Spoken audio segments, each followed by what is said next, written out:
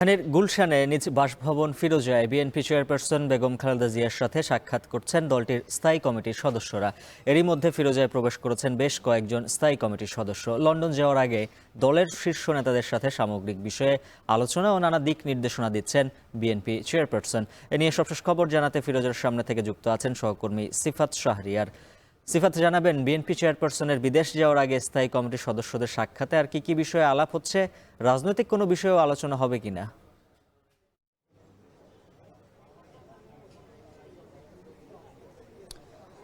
রাজনৈতিক বিষয় তো নিশ্চয়ই আলোচনা হবে, যেহেতু গুরুত্বপূর্ণ এই সময়টা রাজনীতিবিদদের জন্য, দল হিসেবে বিএনপির জন্য। দলীয় সূত্র বলছে প্রথমত আজকের যে সৌজন্য সাক্ষাৎ, সেখানে বিএনপির স্থায়ী কমিটির যে সদস্যরা রয়েছেন তারা বেগম জিয়ার শারীরিক যে অবস্থা তার খোঁজ খবর নেবেন। তারপরে চলমান যে পরিস্থিতি, অন্তর্বর্তীকালীন সরকারের অধীনে দেশ চলছে, সেখানে বিএনপি চাচ্ছে নির্বাচন, অন্তর্বর্তী সরকার সংস্কারের কথা বলছেন। সব মিলিয়ে জানুয়ারি মাসটাও গুরুত্বপূর্ণ এবং এর মধ্য দিয়ে জুলাই যে ঘোষণাপত্র সেটিও ঘোষণা করার কথা রয়েছে 15 তারিখের মধ্যে।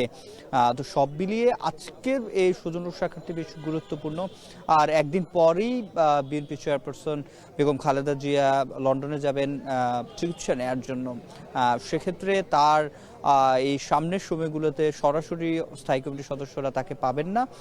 তিনি যেহেতু কিছুদিন সেখানে চিকিৎসা নেবেন, তো সেক্ষেত্রে সবশেষ এখানে সামনের দিনগুলোতে বিএনপি কিভাবে কাজ করবেন, তাদের অন্তর্বর্তী সরকারের কোন কোন কাজগুলোর সাথে তাদের সমর্থন থাকবে কিংবা পরামর্শ থাকবে, সেসব বিষয় নিয়ে তো নিশ্চয়ই আলোচনা হবে।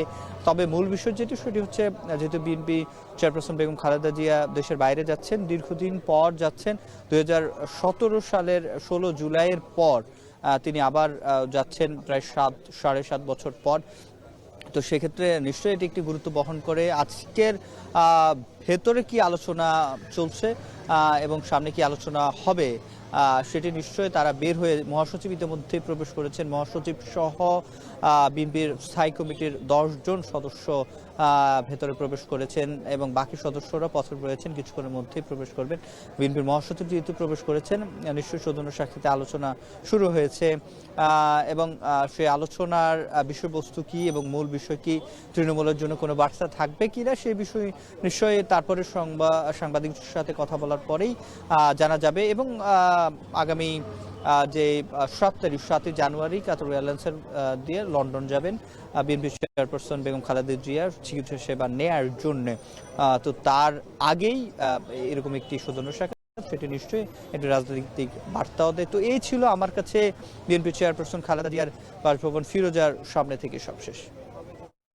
স্থায়ী কমিটির সদস্যদের সঙ্গে বিএনপি চেয়ারপারসন খালেদা জিয়ার সাক্ষাতের সবশেষ খবর জানাচ্ছিলেন সহকর্মী সিফাত শাহরিয়ার।